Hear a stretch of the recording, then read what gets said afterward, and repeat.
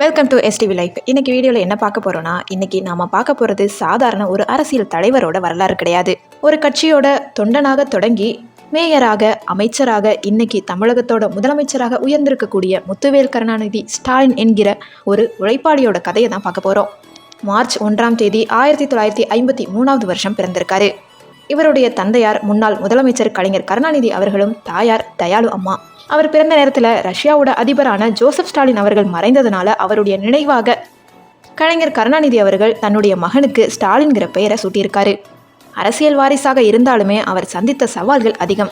1976 வருஷத்தில் அவசர நிலை பிரகடனப்படுத்தப்பட்ட போது மிசா சட்டத்தின் கீழே கைது செய்யப்பட்டு சென்னை மத்திய சிறையில் அடைக்கப்பட்டிருக்காரு.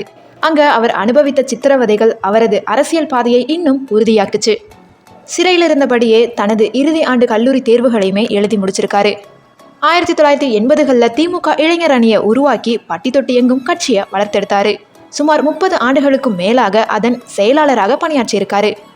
1996 வருஷத்திலிருந்து 2002 வருஷம் வரைக்கும் சென்னையோட மேயராக பணியாற்றியிருக்காரு.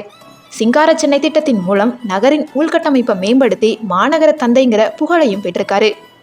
அதுக்கு அப்புறமா உள்ளாட்சித்துறை அமைச்சராகவும் 2009 வருஷத்தில் தமிழகத்தின் முதல் துணை முதலமைச்சராகவும் பொறுப்பேற்றாரு.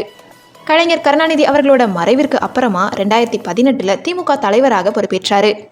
2021 சட்டமன்ற தேர்தலில் மாபெரும் வெற்றி பெற்று முத்துவேல் கருணாநிதி ஸ்டாலின் ஆகிய நான் என்று தமிழகத்தின் முதலமைச்சராக பதவியேற்றினார். இன்னைக்கு பெண்களுக்கான இலவச பேருந்து பயணம், காலை உணவு திட்டம், மக்களை தேடி மருத்துவம் என பல திட்டங்கள் மூலம் மக்கள் மனதில் இடம் பிடிச்சிருக்காரு. உழைப்பு, பொறுமை, விடாமுயற்சி, இதுவே ஸ்டாலின் அவர்களோட வெற்றியோட ரகசியம். இவரது வாழ்க்கை பயணம் ஒரு சிறந்த பாடமாக இன்னைக்கும் பல இளைஞர்களுக்கு திகழ்கிறது.